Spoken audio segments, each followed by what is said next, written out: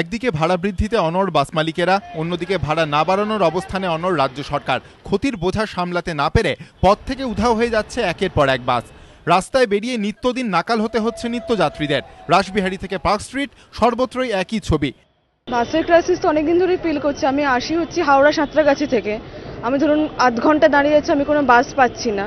আর এখন আমি যেতে চাই ক্যামাক স্ট্রিট, আমি বেহালা রাজাবাজার মিনিও পাচ্ছি না, বা সাঁতরাগাছি যাব সেই বাসও পাচ্ছি না। তো হাফ অ্যান আওয়ার ধরে একইভাবে দাঁড়িয়ে আছি হাজরা মোড়ে।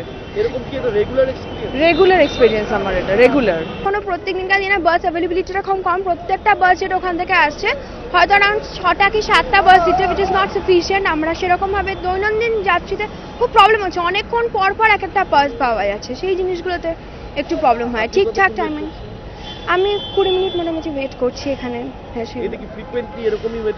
হ্যাঁ, প্রায় ওয়েট করতেই হচ্ছে বাসটা ওয়েট। রোজকার অফিস হোক কিংবা ছুটির দিনে বিশেষ কাজ, পথে নামলে একটাই চিন্তা, বাস পাওয়া যাবে তো?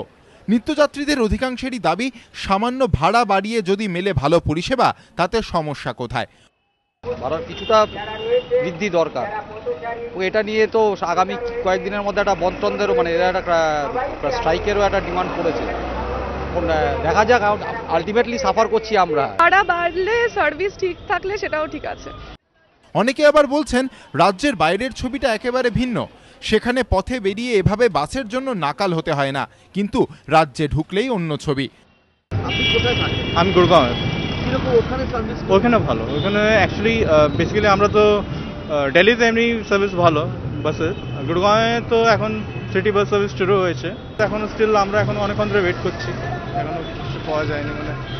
কমিটি, আলোচনা কিংবা সর্বদল বৈঠক, এসব নিয়ে তাদের কোনো মাথা ব্যথা নেই। নিত্যযাত্রীদের একটাই প্রশ্ন, সামান্য টাকা বেশি দিয়ে যদি মেলে ভালো পরিষেবা, তাহলে আপত্তি কোথায়? রাজর্ষি দত্তগুপ্ত, এবিপি আনন্দ, কলকাতা।